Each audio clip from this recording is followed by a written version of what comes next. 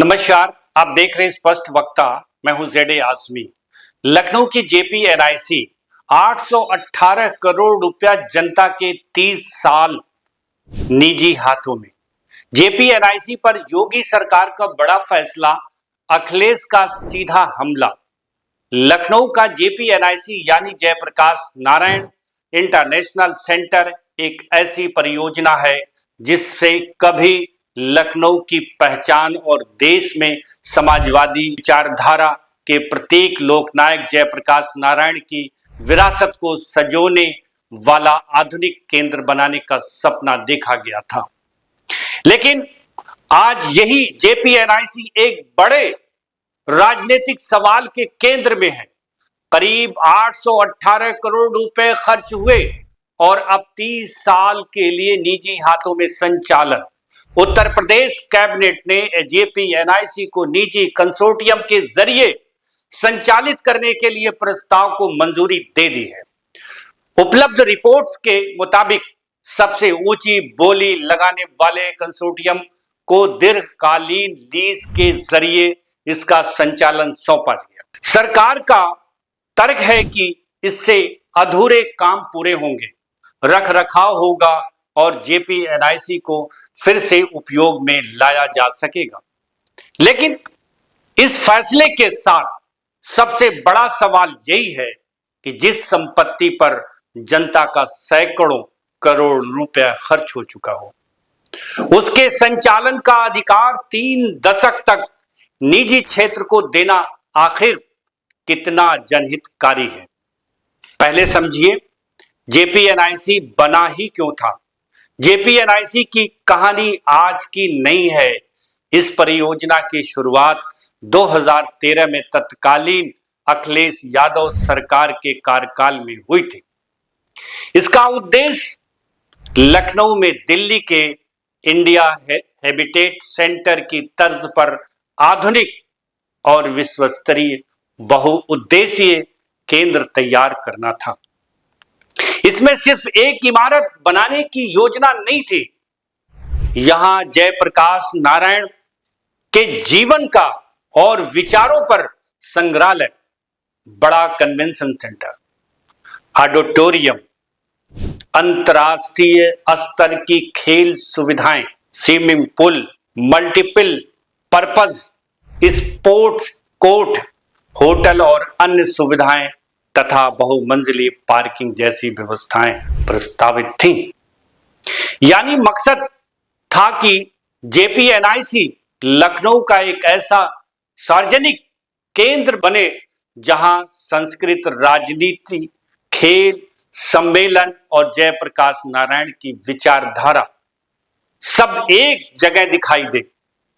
2016 में तत्कालीन मुख्यमंत्री अखिलेश यादव ने परियोजना के हिस्से का उद्घाटन किया, लेकिन 2017 में सरकार बदलने के बाद निर्माण कार्य रुक गया और परियोजना जांच तथा राजनीतिक विवाद में फंसती चली गई। अब 818 करोड़ के बाद 30 साल की लीज सरकारी आंकड़ों और अलग अलग रिपोर्ट्स में जेपीएनआईसी की लागत के आंकड़े अलग अलग चरणों में सामने आए। 2025 में सरकार की ओर से करीब 821.74 करोड़ रुपए खर्च होने की बात कही गई थी। अब योगी सरकार इसे निजी क्षेत्र के जरिए संचालित करने की दिशा में आगे बढ़ रही है। सरकार का पक्ष है कि निजी भागीदारी से अधूरे काम पूरे होंगे, संचालन और रखरखाव बेहतर होगा और सरकार पर अतिरिक्त खर्च का बोझ नहीं पड़ेगा।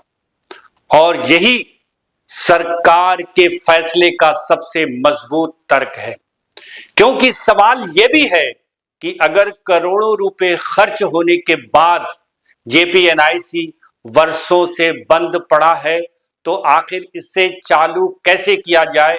यदि निजी निवेश से जेपीएनआईसी दोबारा शुरू होता है तो अधूरा काम पूरा होता है और खेल और संस्कृति गतिविधियां शुरू होती हैं और सरकार को राजस्व मिलता है, तो इसे पूरी तरह गलत फैसला कहना भी आसान नहीं होगा। लेकिन असली सवाल यहीं से शुरू होता है।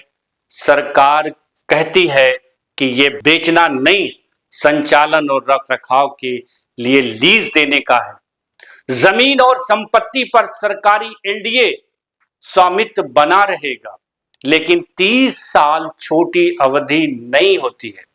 तो जनता पूछ रही है कि निजी कंपनी जेपीएनआईसी से कितनी कमाई होगी, कितनी कमाई करेगी, सरकार को कितने राजस्व मिलेंगे, निजी कंपनियां कितना नया निवेश करेगी, आम जनता के लिए प्रवेश और सुविधाओं की कीमत क्या होगी, और 30 साल बाद जेपीएनआईसी किस स्थिति में सरकार को वापस मिलेगा। इन सवालों के जवाब कितने पारदर्शी होंगे, सवाल उतना ही जनता के सामने स्पष्ट होगा। अखिलेश यादव का सीधा हमला। इस फैसले पर समाजवादी पार्टी के अध्यक्ष और पूर्व मुख्यमंत्री अखिलेश यादव ने योगी सरकार पर तीखा हमला बोला है। उन्होंने सवाल किया, भाजपा सरकार है या दुकानदार। अखिलेश का आरोप है कि सरकार जनता की संपत्तियों को निजी हाथों में देने की दिशा में आगे बढ़ रही है। उन्होंने तंज करते हुए कहा कि अब सिर्फ सरकार को ही ठेके पर दे देना या बेचना बाकी रह गया है। राजनीति अपनी जगह है, लेकिन अखिलेश के इस हमले के पीछे एक बड़ा लोकतांत्रिक सवाल जरूर खड़ा होता है। सरकारी संपत्ति आखिर किसकी है, सरकार की या जनता की? क्योंकि सरकारें आती जाती हैं, लेकिन जनता के पैसे से बनी संपत्ति जनता की ही रहती है। इसलिए जेपीएनआईसी पर सवाल सिर्फ अखिलेश बनाम योगी का नहीं है, सवाल है 818 करोड़ के इस प्रोजेक्ट से जनता को अगले 30 साल में क्या मिलेगा। अगर निजी भागीदारी से बंद पड़ा जेपीएनआईसी फिर जीवित होता है तो सरकार इसका श्रेय लेगी, लेकिन अगर जनता को महंगी सुविधाएं मिली और निजी कंपनी ने भारी मुनाफा कमाया तो सवाल भी सरकार से ही पूछा जाएगा। और यही इस पूरे फैसले की सबसे बड़ी परीक्षा है। जेपीएनआईसी बिक नहीं रहा है, सरकार कह रही है, लेकिन 30 साल के लिए उसका संचालन निजी हाथों में जा रहा है। अब देखना यह है कि आने वाले 30 साल में जनता का जेपीएनआईसी जनता के कितने काम आती है और निजी कंपनी के लिए कितना कमाई का केंद्र बनता है। आप ऐसी निष्पक्ष खबरों के लिए देखते रहें स्पष्ट वक्ता और लाइक करना, सब्सक्राइब करना न भूलें। नमस्कार। शर्मा क्यों रहा? दीदी कितनी शाई है ना? वो तो है। दीदी अपने हर बॉयफ्रेंड से ऐसी ही शर्माती है। प्रिया गोल्ड CNC, मीठे में नमकीन का ट्विस्ट।